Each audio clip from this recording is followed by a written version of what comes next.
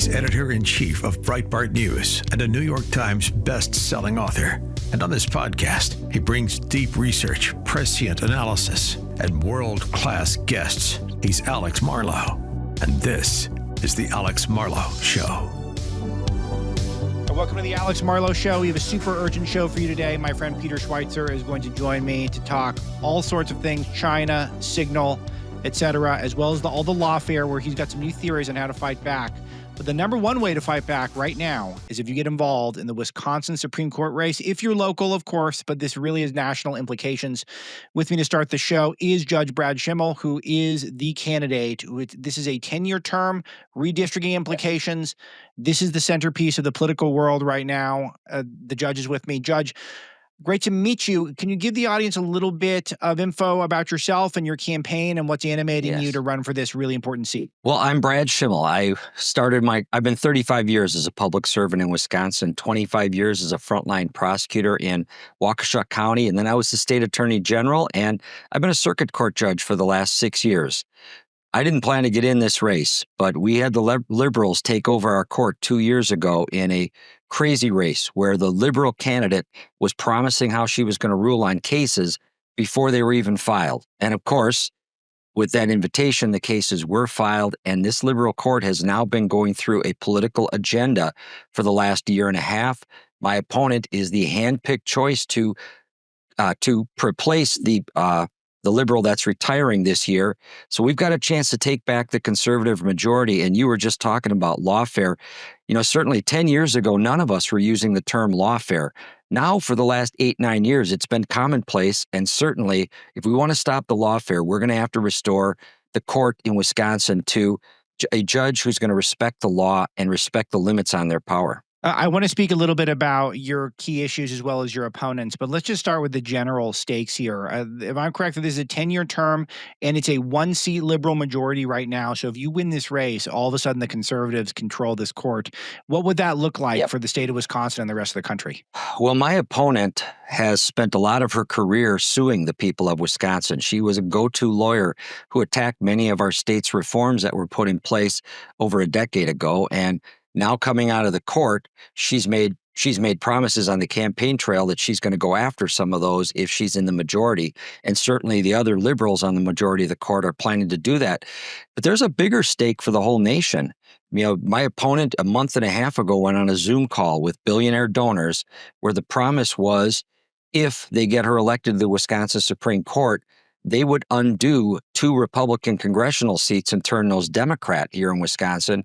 And now, just earlier this week, the House Minority Leader, Hakeem Jeffries, got caught saying the quiet thing out loud and also repeated that it's critical to get her elected because they're going to turn 2 Republican seats Democrat. The way they're going to do that is by having the court engage in gerrymandering. The court will take over the legislative role of drawing maps and do it themselves to move the lines and cause 2 Republican congressmen in Wisconsin to lose their seats.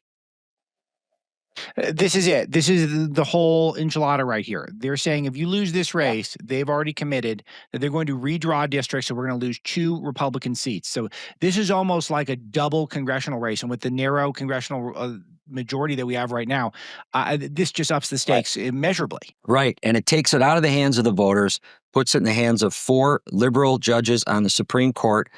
And yeah, this is going to affect what happens in our nation going forward, not just Wisconsin. That's how this race has become so politicized. It's become so nationalized. And ultimately, it's now going to be the most expensive court race in American history by far, by many times over. One of the things that you're seeing online is your opponents are trying to cast you as a candidate for the elite, but it seems like everything that I was able to research, it seems like the same usual cast of people, the Reid Hoffmans of the world, are the ones who are financially backing your opponent. Yeah, the liberals love to do that, accuse us of what they're actually doing. My opponent is a circuit court judge in Dane County, our most liberal county far and away in Wisconsin, and she is representing the elites. I've campaigned all around this state, all 72 counties. I've been in the race for 16 months getting to voters. I have the endorsement of over 75% of the sheriffs in Wisconsin, which means I have both Republican and Democrat elected sheriffs endorsing me. Yeah, I'm the common man candidate. I'm the one here that's running for all of the state. She's the one running for the liberal elites in Madison. Well, speak to this. So what are the issues that animate you the most as the common man candidate? For me, it's restoring objectivity to the court. It's the whole reason I got in here in this race, because with the liberals on the court, they have been predetermining cases. They've been deciding what the outcome's going to be, sometimes even before the case is filed. And then, of course, they're delivering on those promises, on those predetermined outcomes. That's our constitutional republic fails if the courts don't stay in their appropriate role of interpreting the law written by the legislature. When the court starts to legislate from the bench, then you render the legislature irrelevant, which ultimately renders the voters irrelevant, which will be the undoing of our republic. We cannot let this happen. We have to restore that to the court. And that feels like what's happening nationwide. It feels like the legislation from the bench has just been at a level we've never seen. Right. Judges are going rogue. They are going beyond their appropriate constitutional authority, and they are grabbing the role of the legislative branch. We will not survive this. It's that dire. The stakes are that high. That's why I got in this race. And I've worked harder at this than anything ever in my life. And I've run statewide campaigns before. Never been like this, because the stakes have never been this high. I do have to give you credit. I have not seen such a outpouring of conservative grassroots activism for a race like this in many years. It seems like all the major endorsements have come to your side. I know after this, you're running to do an event with President Trump. That has to be encouraging. Yes. It was great to add his voice to this, because in Wisconsin, we had 3.4 million vote for the November 5th election. For this April 1st election, we're anticipating, 2 million would be a new record. So about 1.5 million are going to fall off between these two elections. This is a turnout race. This is to get the voters who elected President Trump on November 5th, to get them to come out and vote April 1st. So having him get involved and urge those voters out there, who some of them they thought the job was done November 5th. They need to know the job's not done. And it goes right back to that lawfare you talked about, which certainly redistricting congressional seats is lawfare. So Susan Crawford, your opponent, it seems like she's just basically a garden variety liberal judge, but she's also seemed to really make a lot of her career accolades are connected to the abortion industry and Planned Parenthood, things like that. Can you speak to her record? Yeah, so when she ran for Dane County Circuit Judge, she bragged about being a Dane County resident, a longtime Dane County resident. Now she's running away from that, because the other 71 counties in our state do not trust Dane County. So now she's pretending she never did that. She bragged that she was the lawyer who went after our state's voter ID law. She was the lead lawyer on that. Now she backs away and pretends, I don't have any opinions on that. She went after our law that called Act 10. You may recall back in 2011, there were those huge protests at the Wisconsin Capitol. Some estimated over 100,000 protesters there for weeks and weeks on end. And that all came from that law that Governor Walker put in place that restricted the bargaining power of public employee unions, not private sector unions, just public employee unions. That law has been found constitutional by our state Supreme Court and by the Seventh Circuit Court of Appeals. My opponent was the lead attorney going after that, and she bragged about that when she was running for Dane County Circuit Court.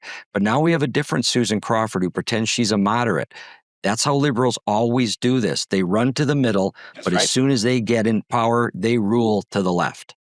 So you've been campaigning for a long time. It's been a very robust campaign, to your credit. But if there's one message you want to convey at the last minute for anyone who's just deciding, maybe not even who they're going to vote for, but whether or not they're going to bother to send in their ballot, what's the key message right now? The stakes could not be higher. If we don't restore order, if we don't restore objectivity and humility to our Wisconsin Supreme Court, they're going to undo everything, and we will not recognize this state in a few short years.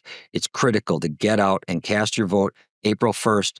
Brad Schimel the website is schimmelforjustice.com, SCHIMELFOR justice.com. And I can be honored to get the voters of Wisconsin to come out and make sure we win this election, restore our state Supreme Court. SchimelforJustice.com, Schimel with an SCH. Everyone has got to get involved, as he stated, as I've stated. The stakes could not get any higher. I really commend you on a terrific campaign thus far. We're all rooting for you at Breitbart, and hopefully the next time we talk, you'll have that crucial seat. So good luck with that meeting with the president coming up, and thanks for making the time for us at the Alex Marlow Show. Thanks you, Alex. My pleasure. Have you seen what's going on with the economy lately? Inflation's off the charts, the dollar's in a nosedive, and the stock market has never been more volatile. So shouldn't we be worried about this? But here's the thing. While all this chaos is happening, gold has absolutely taken off. All the smart people are saying this. It's up 40% since last January, another 11% in 2025, and it's rocketed past $3,000 an ounce. Goldman Sachs said it could climb to $3,300 this year, but you know my take. I think they're underselling it. I think it could go even higher.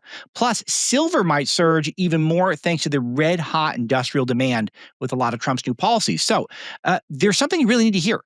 You can add physical gold and silver right now to your IRA or your 401k, and that's tax and penalty free. So listen up. My friends at Priority Gold, you know how much I love Priority Gold. They got a free gold and silver info guide that lays it all out. Market forecasts, smart strategies, the works, all personalized. You can shield your retirement from all the craziness. So don't wait.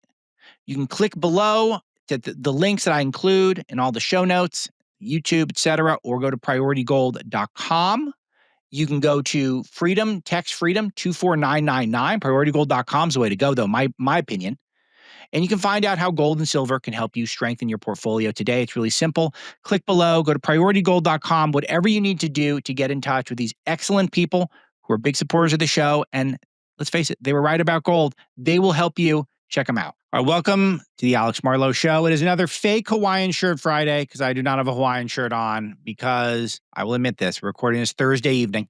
But you know what? The show might get out earlier, so you might benefit. It's not a live show. I've been pressing them on that. They're not interested yet. They like the recorded show. Peter Schweizer is with me, a good friend, a senior contributor for us at Breitbart News, the president of the Government Accountability Institute, GAI, author of many #1 best-selling books. The latest one is Blood Money.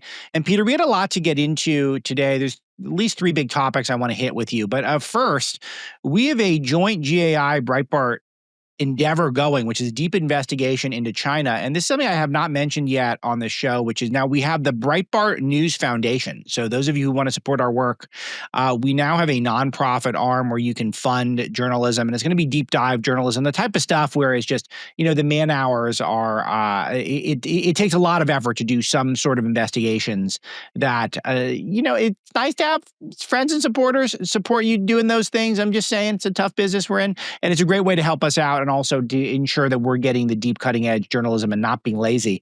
And we had a big story right now, Peter, which a couple of your guys at GAI pitched in on as well. The CCP's operation in Minnesota, Tim Walz's country, Chinese operatives hosting fundraisers for Tim Walz. We've got details in some of these security liaisons who are liaisoning between the United States and China, and a connection to the University of Minnesota. People are going to have to go online and read all this stuff. It's at Breitbart.com. It's at the Breitbart News Foundation, BreitbartNewsFoundation.com. But share a little bit about what you know about this, Peter.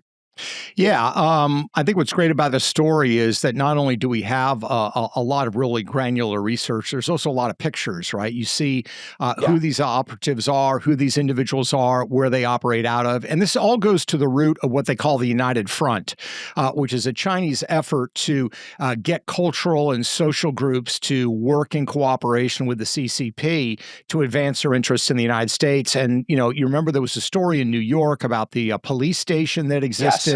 Relationship between some of the security services and these so-called cultural organizations. You have hints of the similar sort of thing going on in Minnesota. These are individuals. In some cases, there's an individual who worked with at the University of Minnesota, still has University of Minnesota email domain that is linked to these cultural social groups. Some of the individuals that run those organizations actually have relationships with Chinese state security. Party.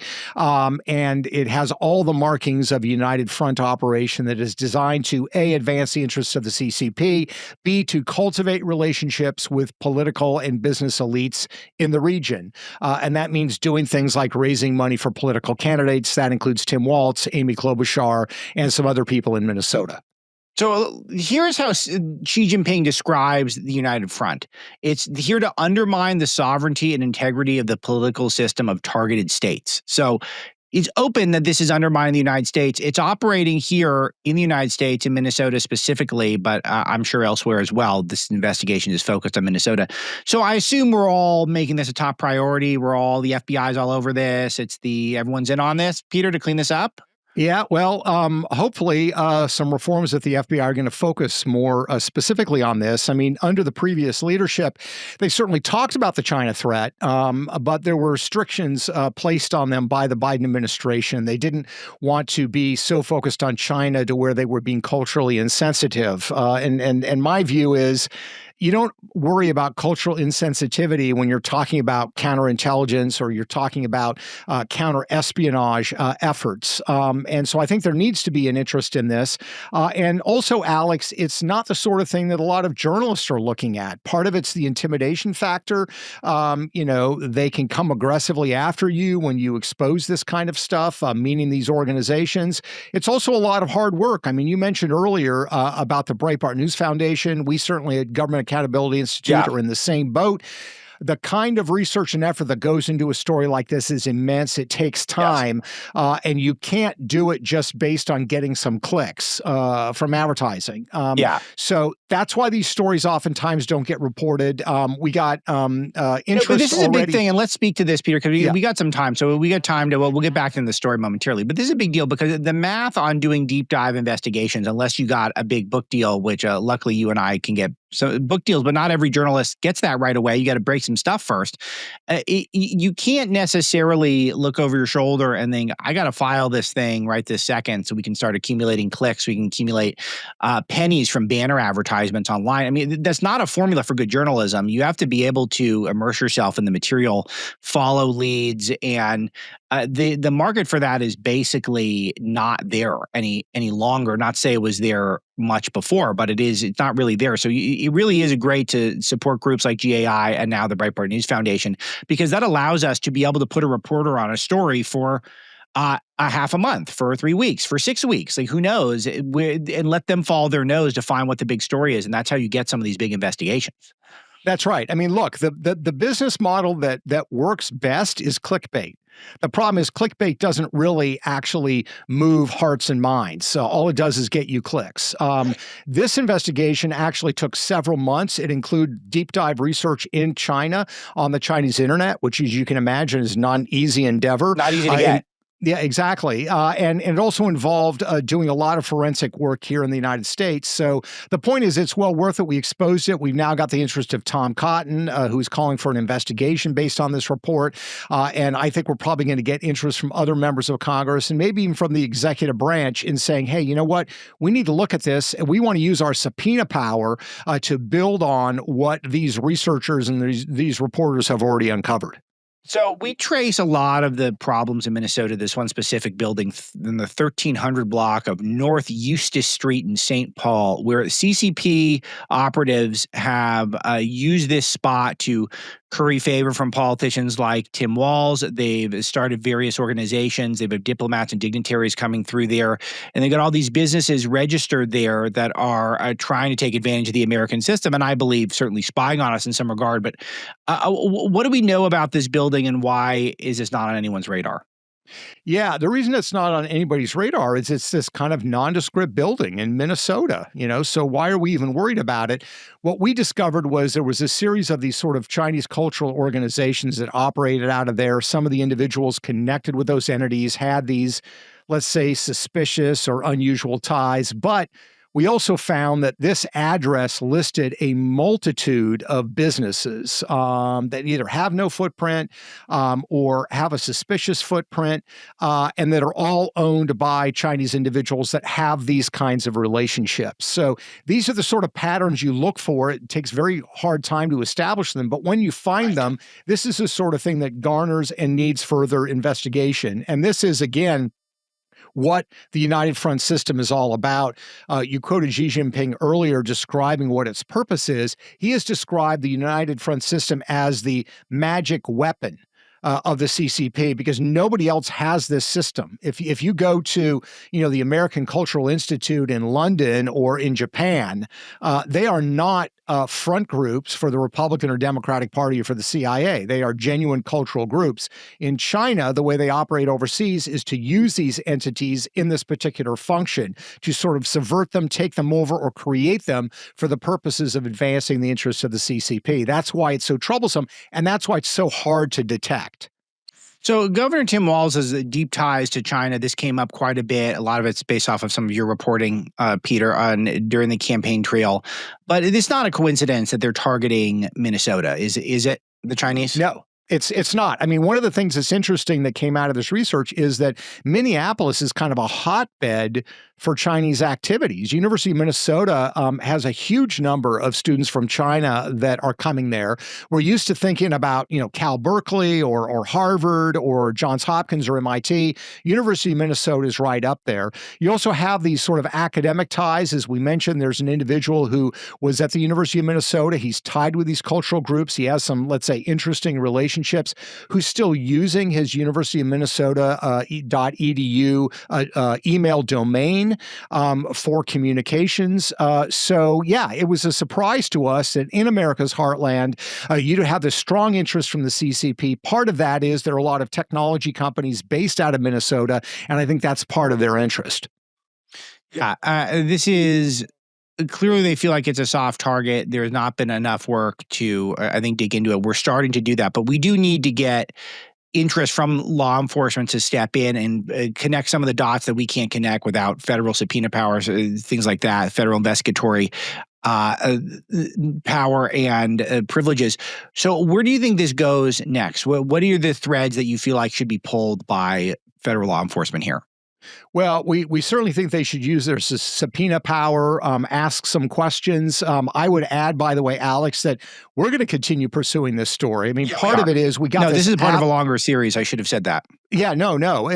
Because there's an avalanche of information there. So we're going to continue to pull threads. We're certainly not going to telegraph right now which threads we're going to pull on. We don't want to give any intel to the other side, so to speak. But yeah, I think what law enforcement can do is they can ask questions of people in a way that we can't. People can ignore us. They do that all the time because they don't want to answer questions. They can use their subpoena power. They can do things like pull financial records, which we can't do. They can look at, the communications that these individuals are using and what those lines of communication are. So my hope is that they will do that. That's a function of the FBI. It can be a function of local law enforcement. There's also a potential State Department role here as well, because of course they deal with any of the diplomatic ties.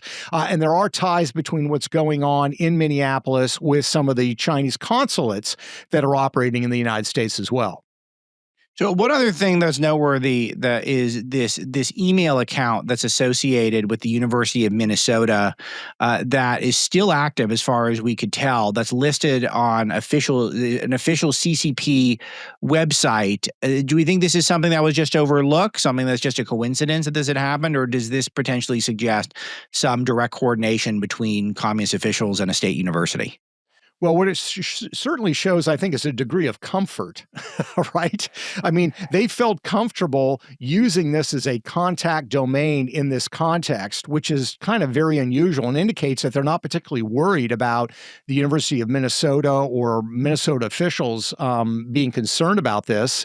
It could be sloppiness. I don't know what the motive is, but it does speak to this issue of individuals that are in the United States. They could be American citizens, they could be permanent residents, they could be here on a visitor's visa, that are here that have ties to China. It could be that that's their ethnic background, but there is a relationship that's stronger there with the Chinese state and with the CCP. In some cases, it's coerced. In some cases, it is gladly forged.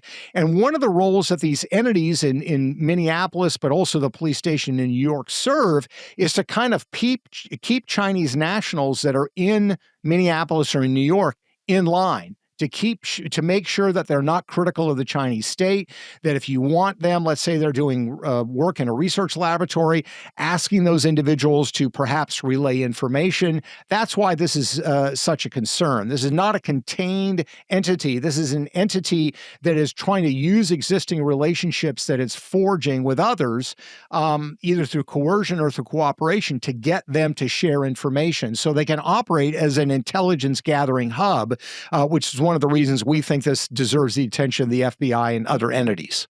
Well put. And thank you, Peter, for filling us in. And everyone should check out the full series, which will continue at the Breitbart News Foundation. And we'll bring them over to Breitbart.com as well. But check out BNF. And if you feel like giving a donation, great way to do it. All right. So, Peter, another one which things are not adding up. I got to get your take on this Signal story where you have all these top people using Signal, which is an encrypted app, but somehow they decided they would put the single worst journalist in the world, Jeffrey Goldberg, who is a pawn of Laurene Powell Jobs, who is maybe the superstar of the Alex Marlow universe of investigative research.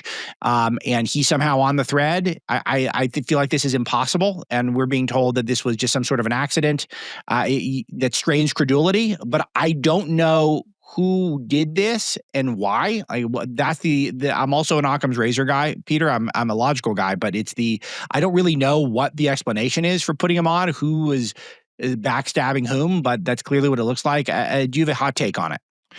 Yeah. I mean, my hot take is, first of all, stay off of Signal. I understand why they went to Signal, and they went to Signal. There are official channels of communication. The problem is that those are accessible by staffers. So you worry about leaks. You worry about somebody, you're having a communications with the head of national intelligence, and you make some comment about something, and that gets leaked to the media. We remember what happened in the first Trump administration. So I understand why they're trying to find something that's more private, but this is not the route to do it. The most logical explanation appears to be one that has been offered, which is that Jeffrey Goldberg, of course, JG are his initials, was confused with a staffer who should have been on that comms who has the same initials, JG. That's the explanation that's been offered. That may be the reason for it. I will say that my best assessment is the one that Marco Rubio had, frankly, which is, you know what? There was a mistake made, but the mission was a success. Nothing happened. So why are we continuing to make a big deal out of this? My sense is you got to stay off of Signal. You got to maintain secure comms. But why are you trying to make a tempest out of a teapot? So I agree with all of those things. Aside from, I don't know what is the alternative to Signal though, because realistically, people are going to communicate. We're all texting. There's not some sort of special government app. I mean, maybe there should be. Maybe that's what we're calling for. I mean, it just so happens that an app designer is the second most powerful guy in the White House now. So maybe they can get that going on. But it is. I know Signal is sort of the standard in a lot of ways. I know Biden used it. Obama maybe even used it. So, or I don't know if they used it personally, but their staff used it. So I don't want to be Pollyanna about that. But the point to emphasize more than any other point is the mission was a success. So long as the mission was a success, and if you read the exchange is very interesting and sort of mild. Everyone's very cordial with each other. They state their case. There's no emotion in it. It's, JD was more skeptical. Miller comes in and says, yeah, but we're doing it. It's the president's call. It's like everyone kind of looks fine in it. So I don't really, did anyone look bad to you? I guess that's a question. No. First of all, I thought it was kind of fun to see the emojis in there. This is for the audience. If you don't have a group thread right now where someone has not been sending you consecutively the fist bump, the American flag, and the fire, then you are not living your best life. I've got at least two going, and I'm not a super social guy, Peter. I've got at least two where there's just constant copy paste of that exact series of emojis. So it should go into the standard. And that was Waltz. I mean, Waltz was a Green Beret, right? That's the way they kind of roll. So yeah, no, I think, look, it was a success. I thought the comms showed what you want from advisors, which is people having different views, people being skeptical, everybody's concerned. They want the mission to be a success. That's what you want communication to look like. You don't want a bunch of yes men. People are trying to say, oh, J.D. Vance is criticizing the president. He wasn't criticizing the president. He was raising questions about the best way to carry this out, whether we should be, whether we're bailing out Europe. Those are all legitimate conversations to have when you're talking about presidential aides. That goes on in every administration. So, Peter, some of you who've been with us a long time know that Peter was also the editor of Big Piece, which was Andrew Breitbart's first national security blog. So, Peter does have expertise in this stuff. So you're coming from a place where you didn't see anything in this chat that alarmed you. Did you see anything that you thought would be classified? Were they war plans? Do you have anything negative to say other than you got to get off signal? I would say get off signal. And I would also say, if you are in a secure place, what the SecDef shared with the rest of the team was, look, here's what's going to happen. The F-18s are going to go in. They're going to hit at this time. That could be potentially useful information if somebody in real time had it. In other words, oh my gosh, 20 minutes from now, F-18s are going to come and bomb us. That could be potentially helpful. But no, these were not elaborate war plans. They were pretty obvious of what was going to happen. Again, I think there are lessons to learn here, but this notion that this is this massive breach. And by the way, the people that are comparing this to kind of like Hillary Clinton's email server, it's totally ridiculous. I mean, this was a clear error that was made in adding somebody who was not cleared, who did not have a clearance. That was Jeffrey Goldberg. But that's totally different than Hillary Clinton intentionally saying, I'm going to set up a server. I'm going to set up a totally separate apparatus to have all these communications with. One's intentionality, one is an accident. Again, learn the lesson and move on, but let's not make a big deal out of it. It's not really that big a deal. What if it was intentional, though? And I don't know. I don't see of the major players who would have done it because I don't see. You always have to ask who benefits. And this is why I'm willing to entertain that maybe this was a wild accident. But this definitely doesn't pass the smell test if this was an accident. The smells, to have that guy of all the guys be accidentally placed on. Here's my thing, and it could possibly be something malicious. But if somebody simply wanted to have Goldberg access to these comms, you just take a screenshot of it and send it to him, right? I mean, you don't have to. Once you juice him in, somebody eventually is going to realize who's this guy that's on the comms. That's a good point. So I agree with you. Look, it is a really convenient mistake and makes you suspicious. But on the other hand, there's all kinds of ways that you could share that information with Goldberg that would ensure that you wouldn't get this big tempest that has erupted.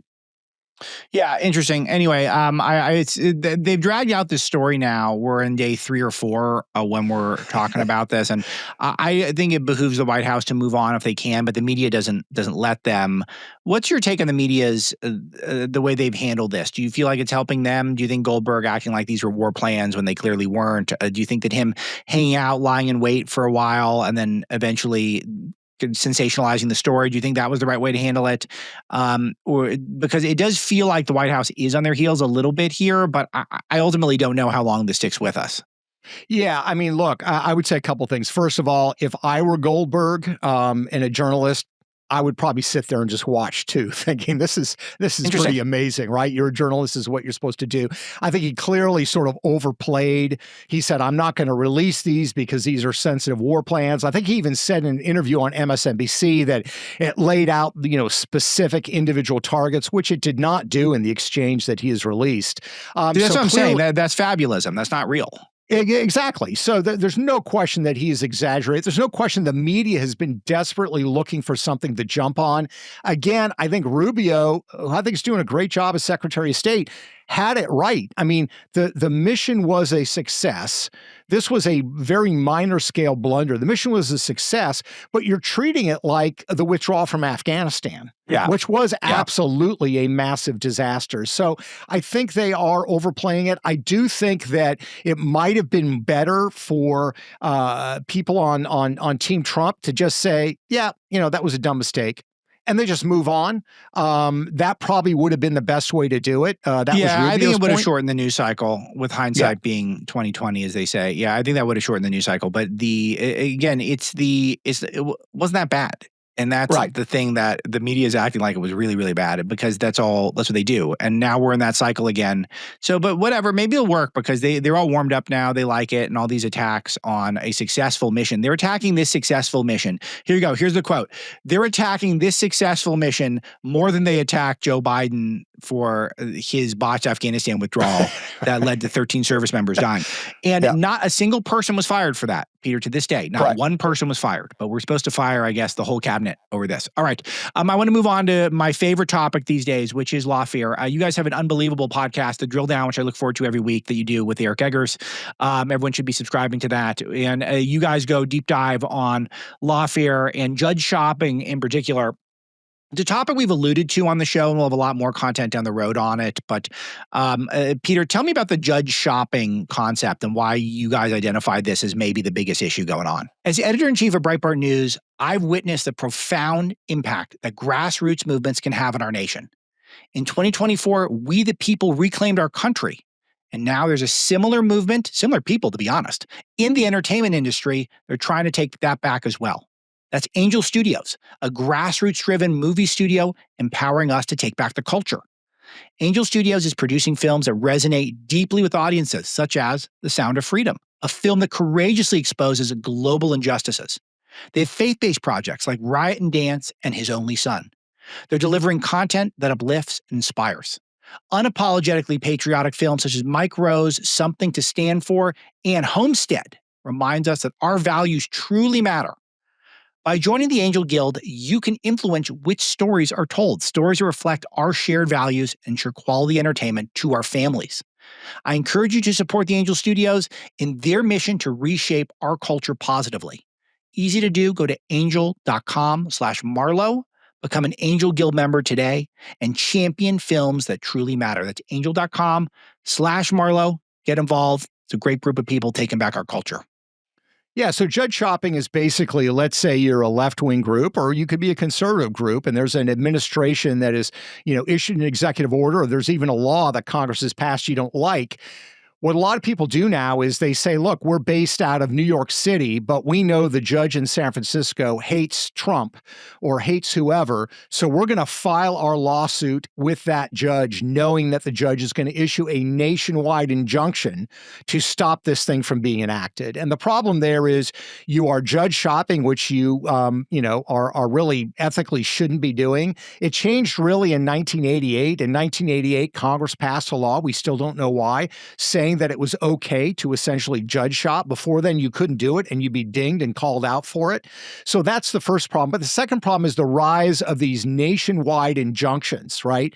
So you shop for a judge, you find somebody, and then that judge has an option. The judge can make a limited finding that in the area of their jurisdiction, let's say San Francisco or, California, just say, well, we're gonna hold enforcement of the law in this geographical area because we believe it's unconstitutional. Or the judge can say, I'm going to issue a nationwide injunction to stop the whole thing from being implemented. And the number of those has absolutely exploded over the last couple of decades. George W. Bush, there were 5 during his entire 8 years in the presidency. Barack Obama had 10 during his entire 8 years in office. Donald Trump, I think, had 62 in his first term. Now, look, Trump is trying to change the system. He's trying to reform the system. So he's trying to make changes. So you're going to get probably more of them. But 62, that indicates that this is a very sophisticated effort at Lawfare. We saw what they tried to do to him personally in terms of trying to throw him into jail, trying to bankrupt him financially. And this grows out of this concept of Lawfare that started really in the early 2000s on the global war on terrorism. The whole concept of Lawfare was we're going to go after terrorists. We're going to try to tie up their assets overseas. We're going to try to, sue companies that they're connected with. We're going to harass them through the legal system. And the problem is under Barack Obama and his National Security Division of the Justice Department, they decided, hey, we can use this against al-Qaeda. Why can't we use this against our domestic political opponents in the United States? So it's morphed into this thing that has become domestic lawfare, and it's hugely anti-democratic, which is something the left always says they're trying to fight. Always. But it's also incredibly damaging because it makes reform difficult to undertake. Look, I believe in judicial review. You want every president, whoever they are, to have checks to make sure that they're doing constitutional things, but it's completely gotten out of hand in terms of the magnitude and the effort. So we need to look at ways to clamp down on it. And one of the things we talked about is we should go back to that 1988 law, reinstate it, and say you really can't judge shop. If you are in New York or you are in Atlanta, Georgia, you need to file where you are located, and you need to go with the judge that is in your geographic location. You can't look for one that's going to give you a favorable opinion. So let me ask about the nature of the court system that we have. And this 1988 law is huge. I think that's where things have got to begin. We got to get rid of that, because that right there is just step one, because there are people who are targeting certain districts because they think they're going to get a judge that they think will deliver a favorable outcome. So they'll know the outcome before the case is even heard. So that's happening. That's got to stop. But I want to talk about the slate that the various courts have, because you mentioned the huge levels of injunctions against Trump the first time. Obviously, we're on pace to far surpass that. At this time, it probably will. So how many cases did the Supreme Court actually take on? How many cases do these lower courts take on? What is the process to get these things fully adjudicated? Because it feels like there's a race going on between Trump being able to enact enough policy, knowing that a bunch of it's going to get stopped, but still, hopefully most of the agenda gets through if he does enough, because it takes effort to file these injunctions. Or do we feel like the upper hand is with the left-wing lawfare crowd, who's very organized, very well-funded, and they're just sitting there waiting to try to slap an injunction on everything? Yeah, no, it's a great question, Alex. I mean, I think you hit the nail on the head. Here's the problem. These federal courts hear thousands of cases every year. You can find a judge pretty much anywhere in the country, a federal judge that is going to have at least some inclination to hear these cases from the political left. The Supreme Court hears approximately 100 cases a year. So the point is, if you are the left, you want to flood the zone. You want to get as many nationwide injunctions as possible in as many areas as possible, knowing that the Supreme Court's not going to be able to hear all of them.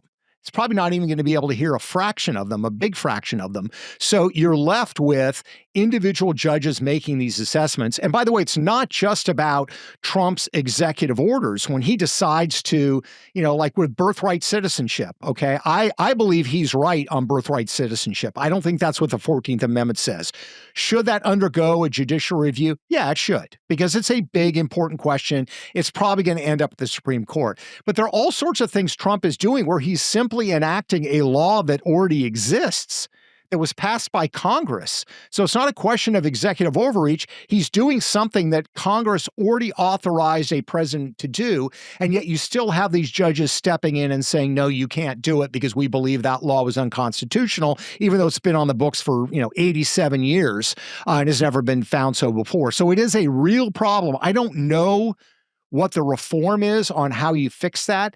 The founders always said, look, we can give you this system that we think is pretty good, and it's an amazing system, but it depends upon the integrity and honesty of the people that are in positions of authority. And if you have judges that are happy and gleeful in shutting down efforts to reform our government that are within the confines of the Constitution, you have a serious problem, and you got to figure out a way to deal with that. Okay, so this is exactly where I wanted to go, and I guess maybe conclude the conversation. Talking about the fact that the judicial branch's only means of enforcement is that we buy into the system, because they don't have the power of the purse. They don't have any standing army. So they don't have any police force. So I guess they got a bailiff, but it's all, who's technically in charge of the police? I mean, we don't consider the judges. It's because I want to go through this, Peter. How do they expect to enforce things when the public is not signed on? If we start losing faith that these are legitimate decisions and we think that they really have abused their power, I'm not saying we're quite there yet. This stuff is this type of change takes a long time. But if you see repeatedly a concerted effort to block, from one perspective, just the things that offend the political left. Those are the only things that are getting blocked here by Trump. And if we see that pattern consistently enough, it feels like the mechanisms for these laws get enforced it's really because we consent to them being enforced. I think you see where I'm going with this. I'm just still working on this thought. I'm formulating it, but I think this is the big thought. How do you enforce with no army and with no money? Well, I mean, this is the issue, right? If a judge issues an injunction and the executive branch says we're not going to follow through, you have what is called a constitutional crisis. And look, I think Donald Trump has made clear, and I think it's very, very important. In one of the interviews, he said, "Look, I'm frustrated, but we have never defied a court order." I think that's a good position for President Trump to take, because remember what the left likes to do. They like to expand and abuse, and then suddenly, when the roles are reversed, they become strict constitutionalists. Remember the discussion about getting rid of the filibuster in the Senate. They were the left was all pushing for that. Now they're shocked at anybody would suggest it the other way. And there are also times when judicial review is important. I mean, remember, Joe Biden said, "I'm going to forgive all these student loans." And the court stepped in and said, you don't have the authority to do that. So there are grounds for doing it. And I do think we need to honor the judicial system. I think what we do need, however, Alex, is, Chief Justice Roberts, made this comment sort of defending the integrity of the federal judge when Trump said this guy should be impeached for blocking us sending the Tren-Darago guys out of the country. What Roberts should have said is, yes, this is judicial review, but there should also be a comment to his judicial colleagues, don't overreach. Okay, there are multiple threats to our judicial system. One of them is that an executive branch is going to ignore what we have to say, and we're going to have a constitutional crisis. The other threat is if we overreach and we become basically dictators in black robes that aren't assessing things based on the Constitution. We're there because of shopping for a judge, and we were happy to answer the call, and we're taking our personal opinion and using that as a policymaker to block what a popularly elected president has tried to implement. And that needs to come from people in the Supreme Court. And we have not heard that so far. They need to start policing themselves and explaining the destructive nature of what they're doing to our judicial system and confidence in it as they continue to carry out these steps. But what makes you think they care? Because the White House, even by saying we're not going to defy any orders, it just gives all of these individual judges an opportunity to play president for the day. Yeah, no, it does. And again, that's where the policing comes into place. That's where, senior justices, it used to be, and I still think it is, if you are a, federal judge and you have a decision that's overturned by the court in a major way, it's kind of embarrassing because your job as a federal judge is to anticipate what is the sort of center of gravity in terms of where the Constitution is and what it means. So if you actually but Peter, here's the thing where I'm more cynical than you, is that you've got to experience in America where that integrity made a difference. It's the Jack Smith put an end to that. His whole career was one embarrassment after the next. And he got this, as it turned out, entirely unconstitutional position to single-handedly lead the attack against the president or the former president at the time. And it just makes you think, oh, there's no shame now. Shame is over. It's done in this space. Yeah, no, I mean, I think that's a fair point. The question is, Alex, what is the alternative? Because if we are in a position where Trump were to say, I'm just going to ignore this judicial order, what stops a future Joe Biden or a future Kamala Harris or somebody doing the same thing? And they will. Yeah. And so to your point is we've got to figure out how to address this problem, this abuse of power by judicial authorities in a way that protects the Constitution. And again, I think Trump deserves a lot of credit because he is clearly very frustrated. This is a guy who is forceful and strong, which is what supporters admire about him, but he's also trying to make sure that he protects the Constitution in a way. And we've got to figure out a way to deal with these judges that conforms to what the founders and the Constitution wants. I just don't know what it is right now. Yeah, absolutely amazing. Peter, you're a national treasure. Peter Schweizer, he is the president of the Government Accountability Institute, senior contributor to Breitbart News, author of many best-selling books. The latest is Blood Money and the Drill Down podcast, which I love. Peter, these go by so fast, and thank you for all the wonderful information and camaraderie. Appreciate it. Thanks to our producer, Misty, and all of you in the audience. Talk to you next time.